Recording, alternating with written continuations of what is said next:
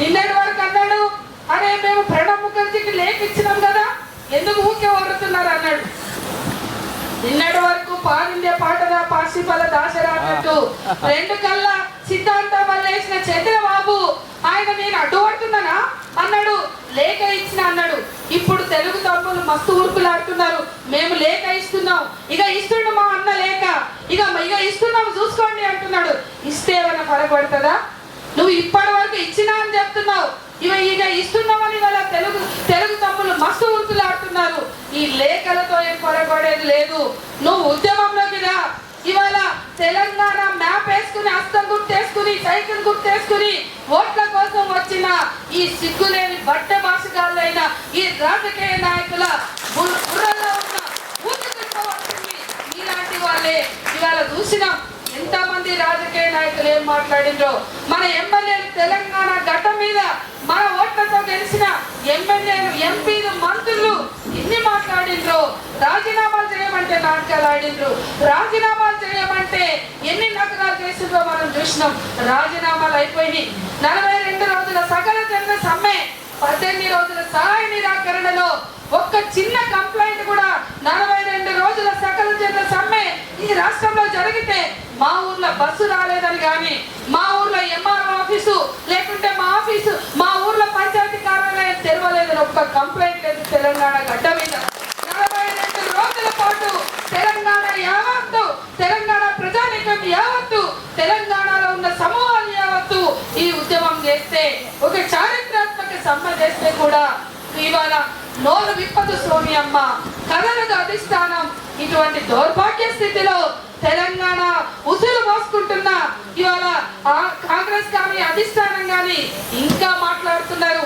ఇవాళ జరుగుతున్న ఈ రాష్ట్రంలో ఒక్కటే, రేపు జరగబోయే సెప్టెంబర్ 30 తెలంగాణ మార్చ్ ద్వారా తెలంగాణ ఆత్మగౌరవాన్ని చాటుదాం. మొత్తం తెలంగాణ 10 జిల్లాల ప్రజలు హైదరాబాద్ కు రావాలని చేసి చెప్తుంది. రేపు రాలేకపోవచ్చు వాళ్ళు, ఎందుకంటే నిర్బంధం మనకి కొత్త కాదు. మిలియన్ మార్చ్ రోజు ఏం జరిగిందో చూసినా మొత్తం జిల్లాల్లో లాఠీలు ఎక్కడికక్కడ అరెస్టు చేసినారు. అటువంటి స్థితిలో తెలంగాణలో ఆ రోజు మిలియన్ మార్చ్ అంటే మిలియన్ మార్చ్ జరగకుండా చేయడానికి ఒక కుట్ర చేసింది ఈ ప్రభుత్వం. ఎక్కడికక్కడ నిర్బంధాన్ని ప్రయోగిస్తే ఆనాడు మిలియన్ మార్చ్ జయప్రదం చేయడానికి న్యూ డెమోక్రసీ పార్టీ నుండి మేము ఒక పెళ్లి చేసి 500 మందితో మిలియన్ మార్చ్ జరిపి తీరుతాం. 1 గంటకు మిలియన్ మార్చ్ చేసి అంటే 1 గంటకే బారికేడ్లు బద్దలు కట్టి ట్యాంకు బండలు ముద్దాడింది ఆనాడు న్యూ డెమోక్రసీ శ్రేణులే. అట్లనే ఈ రోజు ఆనాడు ఎంతో మంది మిలియన్ మార్చ్ కోసం ట్యాంకు బండకు వచ్చిండ్రు.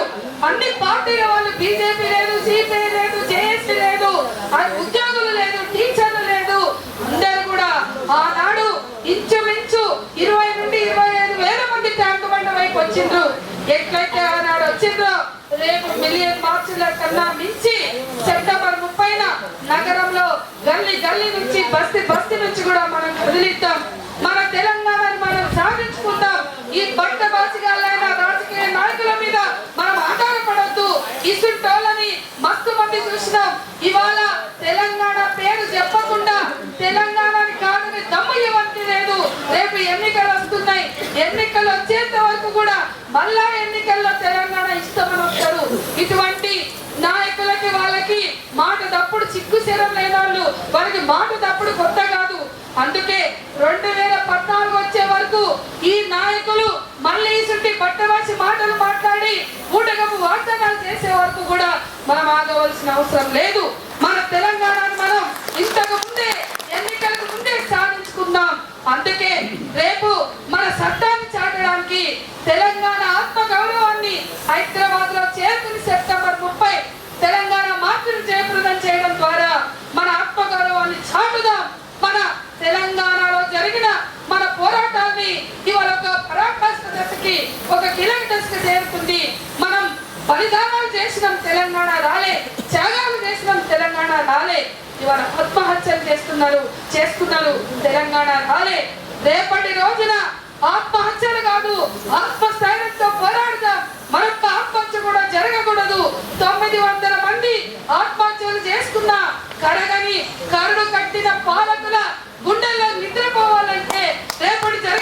మార్చిని మనం విజయవంతం చేయాలి, తెలంగాణని సాధించుకోవాలి, మనం మా తెలంగాణని తెగించి పోరాడి సాధించుకుందామని చాటుదాం అని చెప్తూ